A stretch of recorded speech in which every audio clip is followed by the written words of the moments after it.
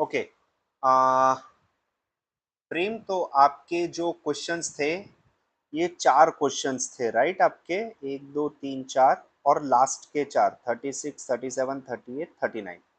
So what we are gonna do is, I will start and explain you one at a time। पहले हम ये 4 करेंगे और फिर मैं आपको एक दूसरा वीडियो भेजूंगा दूसरे 4 का, क्योंकि बहुत बड़ा वीडियो हो जाएगा और मेमोरी ज्यादा चली जाएगी। ओके, तो सबसे पहला अपन अगर जो क्वेश्चन देखे, सो पहला क्वेश्चन क्या बोल रहा है कि Karan speaks truth in 75% of the cases, in Suresh 80% of the cases में।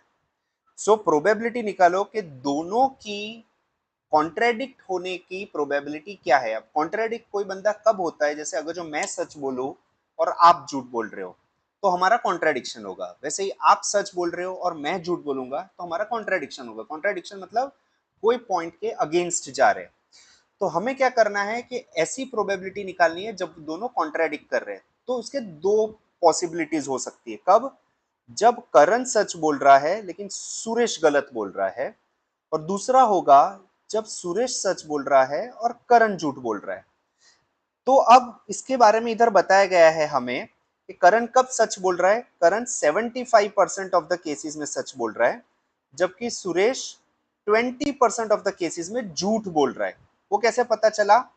तो सुरेश का 80% ऑफ द केसेस सच है, इसका मतलब 20% ऑफ द केसेस में वो झूठ बोलेगा। सो इस वजह से 20% सुरेश का झूठ है और करण का 75% सच है। वैसे ही सुरेश जब 80% ऑफ द केसेस में सच बोलता है और करण जब 25% ऑफ द केसेस में झूठ बोलेगा, तब जाके इन दोनों के बीच में कॉन्ट्रेडिक्शन होगा। तो अब हम देखते हैं 75 और 20%। जैसे मैं लास्ट टाइम बोला था कि इसको अगर जो अपन को रेशियो में डालना है तो हम क्या करेंगे, 75/100 और 20/100, इन दोनों के बीच में मल्टीप्लीकेशन हो जाएगा। क्यों मल्टीप्लीकेशन? क्योंकि हमें देखना है कि 75 के 20% ऑफ द केसेस में कब वो झूठ बोलते हैं। जैसे कोई ऑब्जेक्ट 100 रुपए का है और उसके ऊपर बोला जा रहा है कि 20% डिस्काउंट है, तो हम क्या करते हैं, 100 का 20% निकालते हैं। तो 75% ऑफ द करंट केसेस जब वो सच बोल रहा है, उसके 20% केसेस में जब सुरेश झूठ बोल रहा है, तो कितनी प्रोबेबिलिटी आएगी। तो 75/100 परसेंटेज को अपन लिखते हैं 20/100। इन दोनों का जब मल्टीप्लीकेशन करेंगे, या तो फिर इसको ऐसे भी कर सकते हैं 0.75 इंटू 0.20, 75 टू जा 150, तो ये आंसर आएगा आपका 150, विच इज नथिंग 0.15। ठीक है, सो 0.15 या तो फिर 15/100, कुछ भी लिख सकते हो, या तो फिर 15/100।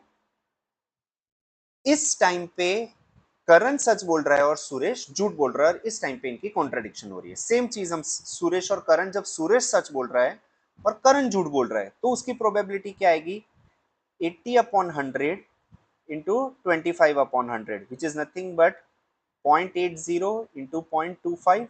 इसका आंसर आएगा 0.40, या तो फिर आप लिख सकते हो 40/100, दोनों में से कोई एक चीज।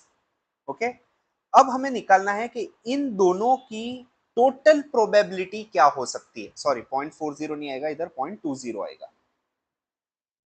सो 20/100। सो इन दोनों की झूठ बोलने की प्रोबेबिलिटी क्या है, इसका मतलब 0.15 प्लस 0.20, विच इज नथिंग 0.35। और 35 को अगर जो लिखना है तो हम ऐसे भी लिख सकते हैं 35/100, विच इज नथिंग बट 5 7 जा 5 2 जा 7/20, and this is your probability of 7/20। मतलब 7/20% केस आएगा जब ये लोग के बीच में there would be a contradiction. Okay.